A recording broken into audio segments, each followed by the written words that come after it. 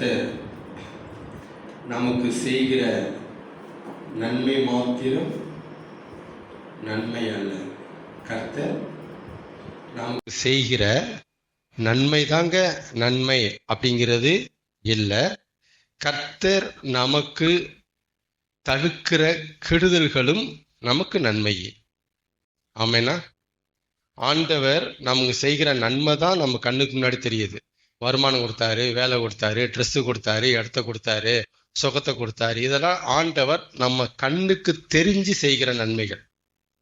ஆனா நம்ம கண்ணுக்கு தெரியாம செய்கிற நன்மைகளும் உண்டு. எத்தனையோ விபத்துகள், எத்தனையோ ஆபத்துகள், எத்தனையோ சங்கடங்கள், எத்தனையோ நாசமோஷங்கள், எத்தனையோ எதிரி வினைகள் வர்றத தேவன் தடுத்தாரு. அது நம்ம கண்ணுக்கே தெரியாது. அவர் இவ்வளவு பெரிய பைபாஸ்ல நம்ம பைக்ல போயிட்டு வீடு வந்து சேர்றதுங்கிறது பெரிய சாதாரண விஷயம் இல்ல. சாதாரண இந்த ஏரியாலேயே நடக்கிற ஆக்சிடென்ட் அங்க அதிகமாவே நடக்கும். ஆனா நம்ம கிளம்பி போய் வீடு வந்து சேர்றோம்னா எத்தனையோ வர இருந்த ஆபத்துகள் தடுக்கப்பட்டிருக்கு. அப்ப தேவன் தந்த நன்மை ஒண்ணு இருக்கு, தேவன் தடுத்த கெடுதல் ஒண்ணு இருக்கு. ஆமென். கண்ணுக்கு தெரிஞ்சு செய்கிற நன்மை, கண்ணுக்கு தெரியாம செய்கிற நன்மை. ஆமீனா? ஆமீன் இல்லையா? கர்த்தர் நல்லவர். சங்கீதம் 136 1 முதல் 9 வசனங்களை வாசிக்கலாம். சங்கீதம் 136, சங்கீதம் 136 1 முதல் 9 வசனங்கள் நான் வாசிக்கிறேன். அப்படியே கவனிங்க.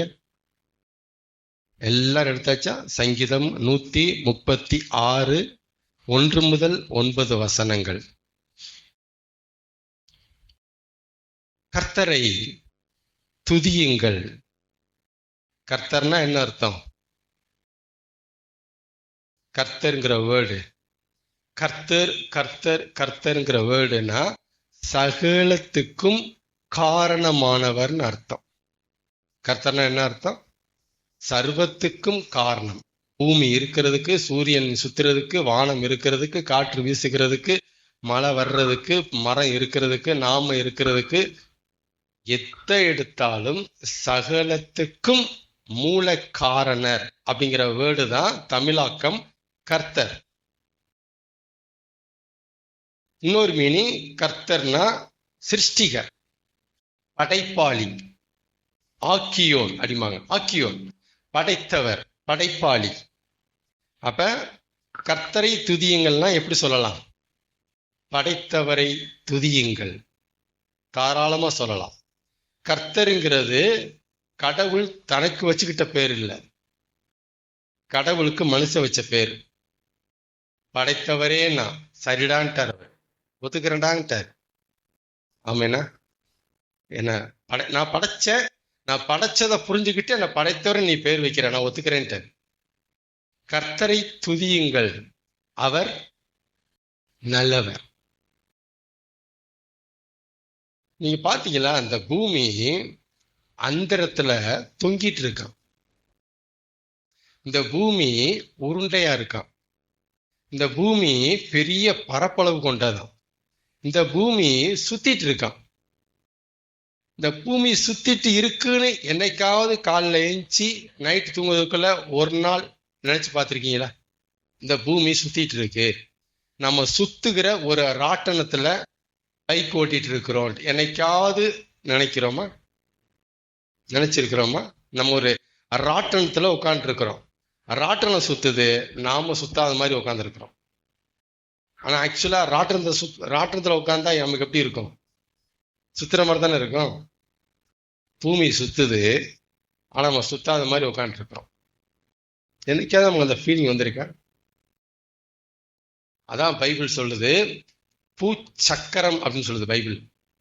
பூமிய பூச்சக்கரம் அப்படின்னு என்ன அர்த்தம்? சக்கரம். சக்கரம் என்ன செய்யும்? சுத்தும், உருளும். பூச்சக்கரம். இதே இது ஏசாயால சொல்லப்பட்டிருக்கு. இதெல்லாம் அறிவியல் கண்டுபிடிக்கவே இல்லை, சயின்ஸ் வளரவே இல்லாத காலங்கள் எழுதப்பட்ட புத்தகத்துல அவர் பூமி உருண்டையின் மேல் வீற்று இருக்கிறார் அப்படின்னு இருக்கு பைபிள்ல. பூமி தட்டை இல்ல, உருண்டை. பைபிள் சொல்லுது பூமி உருண்டையின் மேல் வீற்று இருக்கிறார். அதே பைபிள் சொல்லுது அறிவியல் கண்டுபிடிக்காத காலங்கள்ல பூமியை அவர் அந்தரத்திலே தொங்க வைத்திருக்கிறார். அப்பெல்லாம் அத சயின்ஸ் நம்பவே இல்லை. அட்லஸ்ங்கிற மனுஷன் பூமியை தூக்கிட்டு இருந்தான் அப்படிதான் நம்பினாங்க. பூமி வந்துட்டு தட்டையா இருக்கு, அது உருண்டையா இல்ல, அது போயிட்டே இருக்கும் அப்படின்னு நம்பினாங்க. கலிலேயா தான் கடல் வழியா சுத்தி பார்த்து பூமி உருண்டைன்னு சொன்னார். பூமி உருண்டைங்க, பிளாட் இல்ல, தட்டை கிடையாது, அதனுடைய அமைப்பு ரவுண்டு, சர்க்கிள் அப்படின்னாரு. இப்பயே இத மனுஷன் அதை பிராக்டிஸ் பண்ணி அனுபவிச்சு எடுத்து பார்த்து கண்டுபிடிச்சதுக்கு அப்புறம் சொன்னா இத ஆண்டவர் ஏற்கனவே மனுஷனுக்கு வெளிப்படுத்தி எழுதி வச்சிட்டார். பூமி உருண்டை, பூமி உருண்டைப்பா. ஆனா ஆண்டவர் மனுஷன் சொல்லி மனுஷன் எழுதி வச்சிருந்தாலும் மனுஷனுடைய புத்தி, சயின்ஸுடைய புத்தி அதை நிரூபிக்காம நாங்க ஒத்துக்க மாட்டோங்க. அதான் அதான் நிரூபிச்சுட்டு வாடான்ட்டார். நிரூபிச்சு என்னென்னதான் சொல்ல வர்றான். பைபிள் சொல்றது உண்மைதாங்க, பூமி உருண்டைதாங்க, பூமி தொங்கிட்டு இருக்குங்க. ஆமாங்க எல்லாம் ஒத்துக்கிறாங்க. ஆமீன் சொல்லுங்க. இந்த பூமி அக்கினிக்கு இரையாக ஆகாரமாக வைக்கப்பட்டிருக்குன்ட்டு பைபிள் சொல்லுது. இந்த பூமியினுடைய எண்டு எப்படி இருக்கும் அப்படின்னா, பூமி எரிஞ்சு உருகி போயிருமா, எரிஞ்சிருமா. இத பைபிள் சொல்லும் போது சயின்ஸ் சிரிச்சிச்சு. எப்படிங்க அப்படின்னு இன்னைக்கு சொல்றான், இந்த பூமி எரிஞ்சி உருக போகுது. இன்னைக்கு சொல்றான் சூரியனுடைய தாக்கம் நிறைய வரப்போகுது, ஓசோன் படலாம் ஓப்பன் ஆகுது, இந்த பூமி எரிஞ்சு உருங்கி போயிருங்கிறான். எப்படி இந்த பூமியின் அழிவு இப்படித்தான் சொல்லியிருக்கிறார். ஏன் இதெல்லாம் நம்ப முடியும்னா, இத படைச்சவர் சொன்ன ஸ்டேட்மெண்ட். படைச்சவர் படைப்பை பத்தி பேசினா ஒத்துக்கிற மனசு படைக்கப்பட்ட மனுஷனுக்கு வரமாட்டேங்குது. கேள்வி கேட்கிறான், அவன் மூளை கேள்வி கேட்குது. அவன் சொல்லுங்க. அப்ப கர்த்தரை துதியுங்கள், அவர் நல்லவர். இவ்வளவு பிரம்மாண்டங்களை படைச்சவரை நம்ம பார்க்கும்போது கிட்டக்க போகவே ஒரு பயம் வருதா? எம்மாம் பெரிய சக்தி அவருக்கு இருக்கு, அவர்கிட்ட இருக்கிற ஞானம் எப்படிப்பட்டது, பயங்கரமா இருக்குப்பா. படைப்பெல்லாம் பார்த்தா, சூரியனை பார்த்தா கிட்டக்கே போக முடியலையே, வானத்தை பார்த்தா அது போயிட்டே இருக்கு, அதனுடைய பரப்பளவு என்னன்னே தெரியல, இவ்வளவு சைஸ்ல இருக்கே. இதெல்லாம் பார்க்கும்போது அவர்கிட்ட போக பயம் வருது. ஆனா அவருடைய கேரக்டர் நல்லவரா, நல்ல ஆளுங்க, நல்ல டைப்புங்க சொன்னோனியா, அப்படி ஏன் கிட்டக்கு போறான் மனுஷன்? அப்படியா இவ்வளவு பிரம்மாண்டங்களை படைச்ச அந்த பிரம்மாண்டம் நல்லவரா கிட்டக்கு போறான்? ஆமீன் சொல்லுங்க. அப்ப எதுக்கு இந்த வசனம், இந்த சங்கீதம் 1:136 1:9 என்ன சொல்லப்பட்டிருக்குன்னா, பிரம்மாண்டங்களை படைச்சிருக்கிறாருன்ட்டு பயந்துராதப்பா, அவர் நல்லவர், அவரை துதியுங்கள், கிருபை என்றும் சொல்ல வர்றாரு. இவ்வளவு பெரிய பராக்கிரமசாலிட்ட இவ்வளவு பெரிய நல்ல குணம் இருக்குன்னு சொல்றாரு. அதான் கர்த்தரை, வானங்களை ஞானமாய் படைத்தவரை துதியுங்கள், அவர் கிருபை என்றும் உள்ளது. இவ்வளவு பெரிய ஞானம் உள்ள தேவன்கிட்ட இவ்வளவு பெரிய நல்ல குணம் இருக்கு. நீங்க அவர்கிட்ட சேர யோசிக்காதீங்க, தைரியமா வாங்க, பயப்படாதீங்க. இவர் உங்களை பயமுறுத்துற தேவன் இல்ல. தன்னுடைய பயங்கரத்தை காமிச்சாலும் அவருடைய நல்ல குணத்தை காமிச்சு வாப்பாங்கிறார், இரக்கத்தை காமிச்சு வாப்பாங்கிறார். ஆமேனா? ஆமேன். சரி, கர்த்தரை துதியுங்கள், அவர் கிருபை என்றும் உள்ளது. இரண்டாவது, தேவாதி தேவனை துதியுங்கள். என்ன தேவன்? வெறும் தேவன் கிடையாது. இவர் யாரு? தேவாதி தேவன். பைபிள் தேவனை இப்படிதான் அறிவுப்படுத்துது, நமக்கு இப்படிதான் சொல்லி தருது. இவர் வெறும் தேவன் அல்ல, தேவாதி தேவன். ராஜாதி ராஜன்னா என்ன அர்த்தம்? பழைய படத்துல சொல்லியிருப்பாங்க, ராஜாதி ராஜா வரான். அப்படிலாம் என்ன அர்த்தம்? ராஜாக்களுக்கெல்லாம் இவர் ராஜா. அப்படி இருக்கிற ஆளத்தான் ராஜாதி ராஜான்பாங்க. இவரை தேவாதி தேவன் பைபிள் சொல்றதுன்னா என்ன அர்த்தம்? தேவர்களுக்கெல்லாம் தேவன், தேவர்களுக்கெல்லாம் தேவன். நீங்க கடவுள்னு யார சொல்றீங்களோ அந்த கடவுள்களுக்கெல்லாம் கடவுள். கேட்டு ஆமேனா? ஒருவராய் பெரிய அதிசயங்களை செய்கிறவரை துதியுங்கள். 3ஆம் வசனம் 4ஆம் வசனம். ஒருவராய் பெரிய அதிசயங்களை செய்கிறவரை துதியுங்கள். கூட 10 பேரை வச்சுக்கிட்டு அவர் வேலை செய்யல, ஒத்தாளா சமாளிக்கிறாரு உலகத்தை. இத்தனை அக்கப்போர்களையும் இத்தனை அக்கப்போர் பிடிச்ச மனுஷங்களையும் ஒத்தாளா சமாளிக்கிறார். Single person சமாளிக்கிறார். செங்கடலை பிரிக்கும் போது 10 பேர் வச்சா பிரிச்சாரு? பூமி படைக்கும் போது 10 பேர் வச்சு படைச்சாரா? ஒரே ஆள். நான் இவைகளை படைக்கும் போது ஆண்டவரே சொல்றாரு, வேறே தேவன் என்னோட கூட இருந்ததில்லைன்னு சொல்றாரு. அவரே சொல்றாரு, அத நான் தாயா இருந்தேங்கிறார். நான் மட்டுமே அனாதியா இருந்தேன், அனாதி தேவன். நான் மட்டும்தான் இருந்தேன். நான் ஒரு ஆளா இருந்து எல்லாம் படைச்சேன் பாவிங்கிறார். ஒருவராய் பெரிய அதிசயங்களை செய்தவரை இல்ல, செய்கிறவரை துதியுங்கள். அவர் கிருபை என்றும் உள்ளது. இவருக்கு 10-15 ஆள் ஹெல்ப் வேணும்னு அவசியமே கிடையாது. ஒத்தாள செஞ்சுட்டு போயிட்டே இருப்பார். ஆமேனா? வானங்களை ஞானமாய் உண்டாக்கினவரை துதியுங்கள். வானங்களை ஞானமாய் உண்டாக்கினவர். நம்ம இந்த வானத்தை பார்க்கறதே அபூர்வம். நம்ம கண்ணு கீழே பார்க்கும், மேல பார்க்காது. வானங்களை, ஒரு வானம் கிடையாது, வானங்களை ஞானமாய் உண்டாக்கினவரை துதியுங்கள். நல்லா கவனிங்க. வானத்தை ஏனோ தானோ என்னமோ ஆகட்டும்னு படைக்கல, அதை ஞானமா படைச்சிருக்கிறார். அப்படின்னா என்ன அர்த்தம்? விவரமா, அறிவா படைச்சிருக்கிறார். என்ன அறிவா இந்த வேலை செஞ்சிருக்கிறார் சொல்லுவோம்ல நம்ம. என்ன மூலக்காரன் பாவ, என்ன அழகா வேலை செய்யறான் சொல்றோமா, அதான் அவர் ஞானமாய் படைச்சிருக்கிறார். அவரு நம்மளையும் சரி, மனுஷனையும் சரி, மனுஷியும் சரி, இயற்கையும் சரி, அவர் எப்படி படைச்சிருக்கிறாரு? ஞானமா படைச்சிருக்கு. அப்ப நம்முடைய உடம்புல இருதயம் இங்க இருக்கணும், கிட்னி இங்க இருக்கணும், நுரையீரல் இங்க இருக்கணும். அந்த இருதயம் ஓப்பனா மேல இருக்கக்கூடாது, ஒரு விலா எலும்பு கூட்டுக்குள்ள போய் இருக்கணும். எப்படி? இந்த மொத்த உடம்பையும் கண்ட்ரோல் பண்றதுக்கு பிரைன், மூளைன்னு ஒண்ணு வேணும். அதான் மாஸ்டர் கண்ட்ரோலர், அது அங்க வேணும். அந்த மூளை கூட சும்மா மேற்பதில் இருக்கக்கூடாது, மண்டைக்குள்ள கபாலங்கிற அந்த மண்டை ஓடுக்குள்ள அது இருக்கணும். ஞானமாய் படைத்தவரை துதியுங்கள். எவ்வளவு பெரிய ஞானம் இந்த உடலை அமைக்கிறதுக்கு தேவைப்பட்டிருக்கு கவனிங்க. கண்ணு இப்படி இருக்கணும், மூக்கு இப்படி இருக்கணும். இது எப்படி? கை இங்க இருக்கணும், காலு கீழே இருக்கணும். இத டிசைன் பண்றதுக்கு ஒரு ஞானம் வேணும். ஞானம் வேணுமா இல்லையா?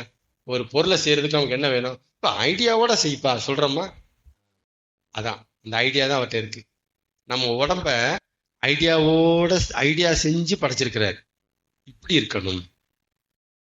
கண்ணு இங்க வரக்கூடாது, கண் இங்கதான் வரணும். என்ன ஞானம்! ஆமே. இன்னைக்கு மெடிக்கல் சயின்ஸே திகைக்குது. எப்பறம் இந்த இருதயம் பம்ப் பண்ணுது? இவ்வளவு பெரிய நுரையீரல் எப்படி அழகா சுருங்கி விரியுது? கிட்னி எப்படி தண்ணியை பிரிக்குது? இது இந்த வழியை யார் வச்சா? அது எப்படி ரத்தம் ஓடுது? ரத்தம் ஓடுறதுக்கு உள்ள பைப் வச்சது யாரு? சயின்ஸ் அப்படி திகைக்குது. பதில் தெரியல. இப்படி நடக்குது. ஆமேனா? அப்ப என்ன பயன்படுத்தி இருக்கிறார் தேவன்? ஞானம், அறிவு, புத்தி, விவரம், ஐடியா அவர்கிட்ட இருக்கு. அப்ப அவர் ஐடியா இல்லாம எதையும் படைக்கல. பூமியாகட்டும், சூரியனாகட்டும், சந்திரனாகட்டும், வானமாகட்டும், நாமளாகட்டும், காத்தாகட்டும், மரமாகட்டும், என்னவோ ஆகட்டும், அவர் ஐடியா இல்லாம எதையுமே படைக்கல. எல்லாத்துலயும் ஐடியா இருக்கு. ஆமேன். அப்ப அவர் ஞானமா படைச்சிருக்கிறதுனால ஒவ்வொரு அமைப்பிலையும், ஒவ்வொரு வடிவத்திலையும், ஒவ்வொரு டிசைன்லையும் என்ன இருக்கு? ஒரு ஷட்டன் விஸ்டம், ஒரு ஞானம் அதுல இருக்கு. ஒரு மெத்தட் அதுல இருக்கு. இப்படி சொல்றேன், ஒரு மெத்தட் அதுல இருக்கு. அதனாலதான் அதை கத்துக்கிட்டு அதை காலேஜில் கற்றுக் கொடுக்குறாங்க. எதை கற்றுக்கிட்டு? அவர் எப்படி டிசைன் பண்ணியிருக்கிறாருங்கிற அமைப்பை கற்றுக்கிட்டு, வாங்க நான் உங்களுக்கு ஹார்ட் ஃபங்க்ஷன் எப்படின்னு சொல்லித்தரோம், காலேஜுக்கு வாங்க. Medical science, MBBS. அதாவது உடம்ப பற்றி படித்தவங்க உடம்பு டாக்டர். உடம்பை பற்றி அவங்க படிக்கிறாங்க. ஹார்ட்டை பற்றி எங்களுக்கு தெரியும், ஐயை பற்றி எங்களுக்கு தெரியும், மூக்கை பற்றி தெரியும், மூளை பற்றி தெரியும், நரம்பியல் நிபுணர், நரம்பை பற்றி எங்களுக்கு தெரியும், கிட்னி, லிவர் எல்லாம் எங்களுக்கு தெரியும். தனித்தனி ஸ்பெஷலிஸ்ட். இதெல்லாம் நாங்கள் ஸ்பெஷலாக வருஷம் எடுத்து நாங்கள் படிச்சிருக்கோங்க, எங்கிட்ட வாங்க அப்படின்னு சொல்கிறாங்க.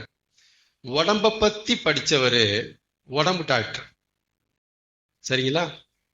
அந்த உடம்ப படைச்சவரை பற்றி படித்தவங்க என்ன டாக்டரு? அது என்ன டாக்டரு? இப்போ நான் யாரை பற்றி பேசிட்டு இருக்கிறேன்? உடம்ப பற்றி படித்து டாக்டர் பேசுகிறாங்க. நான் அந்த உடம்ப படைச்சவரை பற்றி நான் பேசிட்டு இருக்கிறேன். நான் என்ன டாக்டரு? ஆமே, இதுதான் நம்ம நிற்க வேண்டிய இடம். இந்த ஞானம்தான் மனுஷன். இந்த ஞானத்தை மனுஷன் கற்றுக்க வரமாட்டேங்கிறேன்ட்டு கத்த சொல்லிட்டு உட்காந்துருக்கிறார். நான் படைச்சதெல்லாம் ஆராய்ச்சி பண்ணுறான்.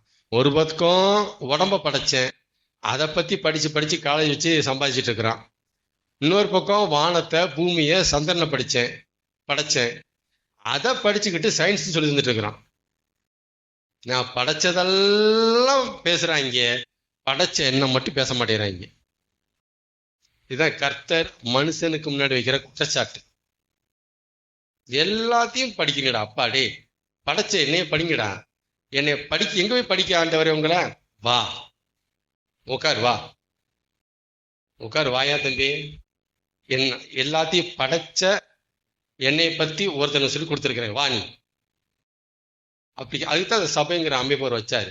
என்னை பத்தி சொல்லிக் கொடுங்கடா, டே சொல்லிக் கொடுங்கடாங்கிற. என்னை பத்தி சொல்லித்தாங்கடா. நான் படைச்சதை பத்தி சொல்லித்தர நிறைய பேர் இருக்கிறாங்க.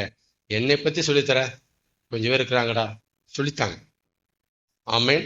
இது உண்மையான நியாயமான இயக்கம் தானே? அதெல்லாம் நியாயமா இயங்குறார். எல்லாத்தையும் படிச்சுக்கிற, ஒரு வேலையை படிச்சுக்கிற, அந்த வேலைக்கான டிசைனை நான் தானே வச்சேன். என்னைய படிச்சுக்கோ. ஆமேன். ஓகே. வானங்களை ஞானமாய் உண்டாக்கினவரை துதியுங்கள், அவர் கிருபை என்றும் உள்ளது. அப்புறம் தண்ணீர்களுக்கு மேலே பூமியை பரப்பினவரை துதியுங்கள், அவர் கிருபை என்றும் உள்ளது. எதுக்கு மேல? பூமிக்கு மேல தண்ணி இல்ல, தண்ணிக்கு மேல பூமி. எப்படி எழுதியிருக்காரு பாருங்க வசனத்தை. தண்ணீர்களுக்கு மேலே பூமியை பரப்பினவரை துதிங்க. அப்படின்னா இந்த பூமி தண்ணினால சூழ்ந்திருக்கு. நம்ம நினைக்கிறோம் பூமி மண்ணு, அந்த உருண்டை சுத்திட்டு இருக்குன்ட்டு. இல்ல, பூமியை சுத்தி தண்ணி இருக்கு, அதான் கடல். அந்த தண்ணியும் பூமியும் சேர்ந்து அந்த இடத்துல சுத்திட்டு இருக்கு. இமேஜின் பண்ண முடியுதா? நீங்க நினைக்கிற இந்த மெரினா பீச் இருக்கே, இந்த கடல், இந்த கடலும் சுத்திட்டு இருக்கு பூமியோட சேர்ந்து. நமக்கு ஏதாவது தெரியுதா? பூமியோட சுத்திட்டு இருக்கு. நீங்க வெளியே இருந்து பாத்தீங்கன்னா, சேட்டலைட் வழியா பூமி விட்டு வெளியே போய் பாத்தீங்கன்னா தெரியும், கடல் சுத்தி வந்துட்டு இருக்கு பூமியோட சேர்ந்து. எவ்வளவு சுத்தியும் கடல் தண்ணி பூமியை விட்டு கீழே அந்து விழல, அது பூமியுடைய ஒட்டிட்டு இருக்கு. தான் ஞானங்கிறேன். இவ்வளவு ஞானம் டிசைன் பண்ணியிருக்கிறாரு. பூமி சுத்தணும், ஆனா பூமியை விட்டு தண்ணி பிரிஞ்சு கீழே வந்துடக்கூடாது, ஒட்டிட்டே சுத்தணும். தான் ஞானம். இதைத்தான் சயின்ஸ் அப்படியே மண்டையை பிச்சுட்டு இருக்கு. எப்படி எப்படி எப்படி ஆமை. பெரிய சுடர்களை உண்டாக்கினவரை துதியுங்கள். என்ன சுடர் அது? பெரிய சுடர். என்னது? சூரியன். பெரிய சுடர். ஒரு வீட்டுக்கு நீங்க லைட்டை போட்டீங்க, உலகத்துக்கு லைட்டை யாரு போடுறது? 10க்கு 10 வீட்டுல லைட்டை போட்டீங்க, அப்பா ஆடிட்டு. எத்தனையோ 10க்கு 10 உலகத்துல கிடக்க. வனாந்திரம், மனுஷ சஞ்சாரமே இல்லை, அமேசான் காடு, இங்கெல்லாம் லைட்டை போடுறது யாரு? யார் லைட்டை போட்டிருக்கா? ஒரு வீட்டுக்கு ஒரு வீட்டுல ஒரு ஹாலு, ஒரு கிச்சனு, 2 பெட்ரூம் வச்சுக்கோங்களேன். ஒரு லைட்டை வச்சு சமாளிக்கிறீங்களா, 5 லைட்டையும் சமாளிக்கிறீங்களா? ம் எத்தனை லைட் வேணும்?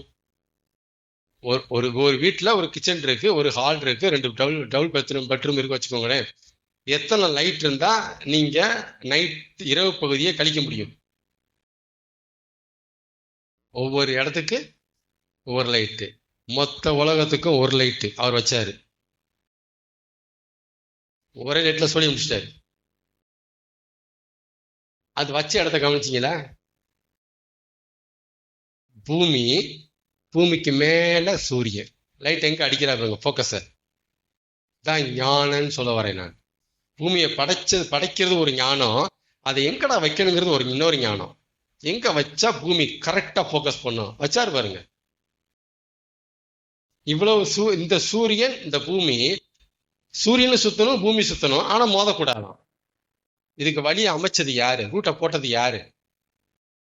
சயின்ஸ் தகைக்குது. கர்த்தரை துதியுங்கள், அவர் கிருபை என்றும் உள்ளது. அவர் எவ்வளவு நல்லவர் தெரியுமா? அவர் என்ன இவ்வளவு ஞானமா நான் பிரம்மாண்டமா படைச்சிருக்கிறேன். என்னைய பத்தி பேச மாட்டேங்கிற, யோசிக்க மாட்டேங்கிற. நீ ஒரு வேலையை ஞானமா செஞ்சுட்டி, என்னை யாராவது பேசுவாங்களா? நான் எவ்வளவு ஞானமா செஞ்சிருக்கேன். யாருமே கண்டுக்க மாட்டேறாங்க என் வேலைய. நீ ஏங்கிட்டு இருக்கிற. உனக்கு என்ன ஏக்கம் வருது, எனக்கு எப்படி இருக்கும் கேட்கிறார். ஆமென். அப்ப பெரிய சுடரை உண்டாக்கினவரை துதியுங்கள், அவர் கிருபை என்றும் உள்ளது. பெரிய சுடரை பார்த்து என்னை பயந்துடாதீங்கடா, நான் ரொம்ப இறக்கமான வாங்கடாங்கிறார். வந்துருங்கடா, இதை பார்த்து பயந்துக்கோ. ஐயோ, அந்த ஆள்கிட்ட எப்படி போறது, நம்ம அம்மா பெரிய ஆளு, பயப்படாதீங்க வாங்குங்கிறார். தாராளமா வாங்க. ஆமென். அப்புறம் இரவில் பகலை ஆளவா, பகலில் ஆளவா? எப்படி எழுதியிருக்க வசனம்? பகலில் ஆள. பகல்ல நம்மள ஒரு ராஜன் ஆளுகிறான். இந்த ஆளுறனாலதான் மற்ற மதத்தை என்ன நினைச்சிட்டாங்கன்னா, சூரியன் என்ன சொல்லிட்டாங்க, கடவுள்ட்டாங்க. சூரியன் கடவுள்னு சொல்லிட்டாங்க. காரணமே சூரியன் பகல ஆளுது, அப்ப கடவுள். நோ நோ நோ, சூரியனை படைச்ச ஒருத்தர் இருக்கிறார், அதான் கடவுள். அங்க வா. பைபிள் என்ன சொல்லுது? சூரியனை படைத்தவரை துதியுங்கள் சொல்றதை தவிர சூரிய பகவானை துதிங்கன்னு பைபிள் சொல்லல. இப்படிதான் பேசுது பைபிள். சூரியனை படைச்ச ஒருத்தர் இருக்கிறார், அவரை துதி, அவரை சொல்லுப்பா, அவரை சொல்லு. அதே மாதிரி சந்திரனை படைத்தவர் ஒருத்தர் இருக்கிறார். அடுத்து வருது பாருங்க, இரவில் ஆள சந்திரனையும் நட்சத்திரங்களையும் படைத்தவரை துதியுங்கள், அவர் கிருபை என்றும் உள்ளது. என்னது அது? நட்சத்திரம். நைட்ல நிலா வேணுமா, பகல்ல சூரியன் வேணுமா? இது யாரு சொல்லி கொடுத்தது, யாரு செஞ்சது, இது யாரு விரும்பினது, யார் இதுக்கு ஐடியா கொடுத்தது? ஆமேனா? இதே நட்சத்திரத்தை பத்தி சங்கீதம் 147 எடுங்க. 47 4 வாசிக்கலாமா? 147 4. நட்சத்திரங்களின் எண்ணிக்கையை எண்ணி கவுண்ட் பண்ணி அந்த நட்சத்திரங்களுக்கெல்லாம் பெயர் வச்சு கூப்பிடுறாராம். கிரகிக்க முடியுதா? ஜீரணிக்க முடியுதா? சரி, நட்சத்திரம் எவ்வளவு இருக்கு? வானத்துல இருக்கிற நட்சத்திரங்கள் எத்தனை? நம்மள எண்ண முடியாது. வானத்துல நட்சத்திரம் இருக்குங்கிறது நமக்கு தெரியும், இன்னமும் சயின்ஸால எண்ண முடியல. ஆனா அதை படைச்சவர் என்ன சொல்றாருன்னா, அவைகளை எண்ணி. எத்தனை நட்சத்திரம் இருக்குங்கிறது யாருக்கு தெரியும்? நட்சத்திரம் இருக்குங்கிறது நமக்கு தெரியும், ஆனா எத்தனை நட்சத்திரம் இருக்குங்கிறது கர்த்தருக்கு தெரியும். அதோட விடல. என்ன செய்றாரு? பேர் வைக்கிறார். குப்புசாமி, மயில்சாமி, ராமசாமி நம்ம பேர் வைக்கிறோம் இல்லையா, அவர் ஒரு பேரை வைக்கிறார். பேர் வைத்து அழைக்கிறார், கூப்பிடுகிறார். அவர் கூப்பிட்டா ஓடி வருது. இத்தனை கோடி நட்சத்திரங்கள்ல அவர் கரெக்டா எந்த நட்சத்திரம் கூப்பிடுறாரோ நட்சத்திரம் ஓடி வந்து என்னன்னு கேட்கும். எவ்வளவு பெரிய பிரம்மாண்டம் நம்ம ஆண்டவர். அப்படிப்பட்ட பிரம்மாண்டத்தை தான் நம்ம கடவுள்னு சொல்றோம். கதை இல்லை, அவர் ஒரு பிரம்மாண்டம். அவர் பிரம்மாண்டமா இருக்கிறதுனால தான் அவரால் பிரம்மாண்டங்களை படைக்கவே முடியுது. இவ்வளவு பெரிய பிரம்மாண்டத்தை எப்படி படைக்கிறாருன்னா, அவர் பிரம்மாண்டம். சூரியனை, இவ்வளவு வெளிச்சம் தருகிற சூரியனை அவரால் படைக்க முடியுதுன்னா அவர் எவ்வளவு பெரிய சூரியன் அவர். நீங்க இந்த சூரியனை கடவுள்னு சொல்றீங்களே, அப்ப அவர் எவ்வளவு பெரிய சூரிய சக்தியை விட பெரிய சக்தி இருக்குமா இருக்காது அவர்கிட்ட? அதை படைச்சவர்கிட்ட எவ்வளவு பெரிய ஞானம் இருக்கும், அதை படைச்சவர்கிட்ட எவ்வளவு பெரிய சக்தி இருக்கும், அதை படைச்சவர்கிட்ட எவ்வளவு பெரிய பிரைட்னஸ் இருக்கும், வெளிச்சம் இருக்கும்.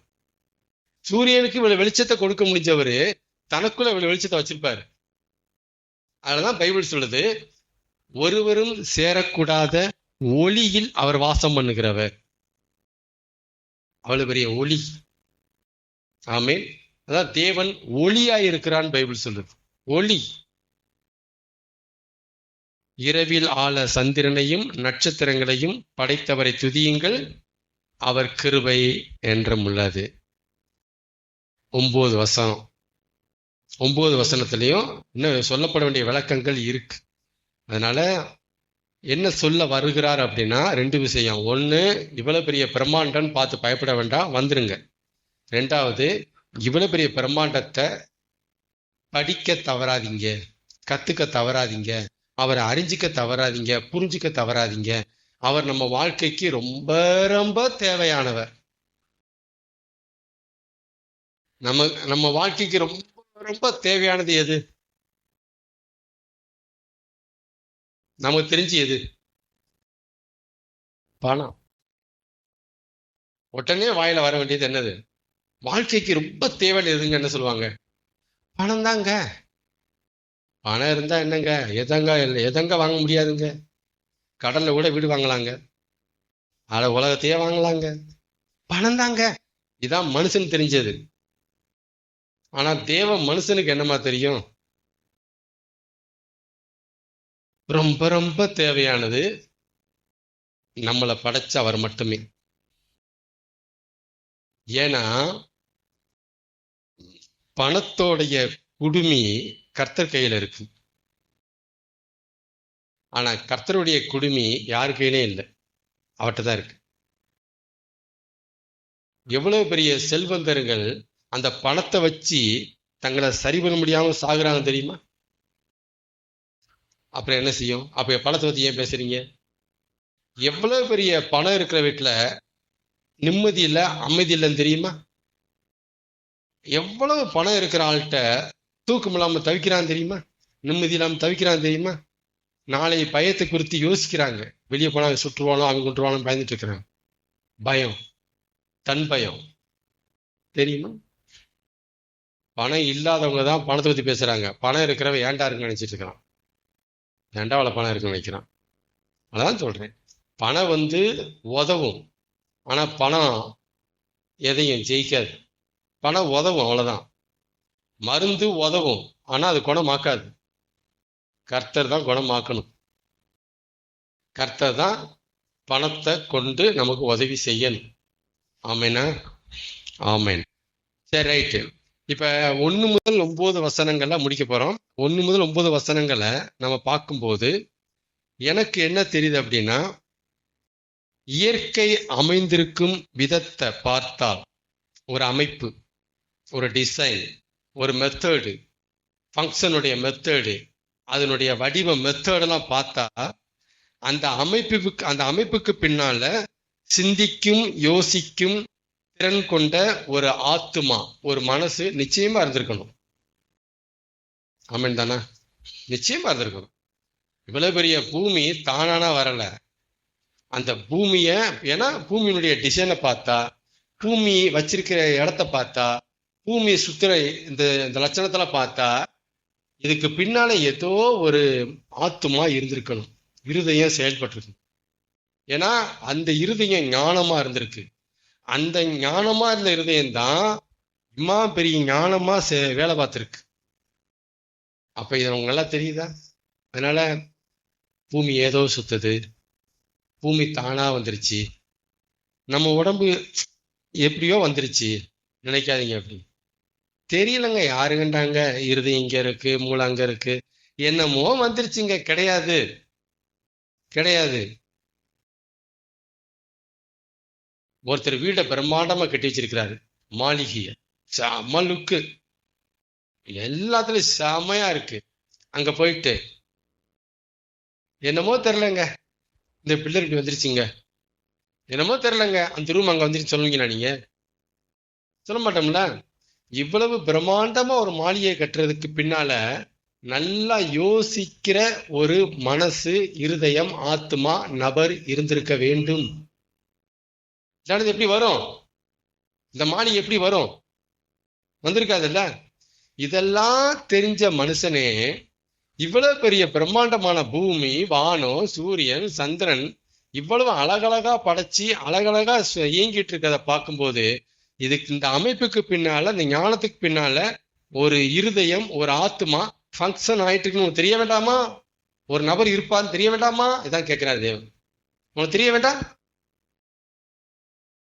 ஒரு பைக்ல இன்ஜின் எங்க வைக்கணும், டயர் எங்க வைக்கணும், கண்ணாடி எங்க வைக்கணும், ஹேண்ட்பார் எங்க வைக்கணும், சீட் எங்க வைக்கணும் அப்படின்னு ஒருத்தர் செஞ்சிருக்கான்ல. இப்ப ஞானம் இருக்குல்ல, அதனுடைய டிசைனுக்கு பின்னால ஒரு இருதயம் இருந்திருக்குல்ல, ஒரு ஆத்மா இருந்திருக்குல்ல, இதெல்லாம் தெரியுதே. இவ்வளவு பெரிய சூரியனுக்கு பின்னால ஒரு ஆத்மா இருக்குன்னு தெரிய வேண்டாம்? அந்த ஆத்மாவை என்னன்னு படிச்சுக்க வர வேண்டாம்? ஆமென், ஆமென். அதனால எல்லாத்தையும் படிக்கிறோம், ஆனா எதை படிக்க தவறுறோம்? என்னைய படைச்சவரை நான் படிக்க தவறுகிறேன். நோ, நாம செய்யற பெரிய தவறு, தவறு. எல்லாத்தையும் படிச்சுட்டு என்னைய படைச்சவரை நான் படிக்காம செத்துட்டேன்னா நான் கோட்டை விட்டுட்டேன்னு அர்த்தம், நான் வாழ்க்கைய நாசம் பண்ணிட்டேன்னு அர்த்தம். என்னைய படைச்சவரை நான் படிக்க தவறிட்டேன்னா நான் என்னத்தை படிச்சு என்ன செய்ய? என்னத்தை படிச்சு என்ன செய்ய? நான் போப்ப என்னத்தை கொண்டு போக போறேன்? நான் எனக்கு திறமையா வேலை செய்யுங்க, அந்த ஞானம் என்ன காப்பாத்துமா? காப்பாத்தாது, காப்பாத்தாது. எனக்கு செம நாலேஜுங்க, காப்பாத்தாது. ஆனா என்னைய படைச்சரை பற்றிய என்கிட்ட செம நாலேஜ் இருக்கு, இது உன்னை காப்பாத்தும், சத்தியமா அது உன்னை காப்பாத்தும். அதான் ஆண்டவர் சொன்னாரு யோவான் 17, ஒன்றான மேதேவனாகிய உம்மையும் நீர் அனுப்பினவராகிய இயேசு கிறிஸ்துவையும் அறிவதே நித்திய ஜீவன். நீ என்னைய படிச்சுட்டனா உனக்கு கேரண்டி நித்திய ஜீவன். நீ என்னைய படிக்க வாங்குறார், என்னை கத்துக்க வாங்குறார், என்னுடைய நாலேஜ் நீ எடு, நாலேஜ் எடு நீ என்னட்ட அப்படிங்கிறார். ஆமென்.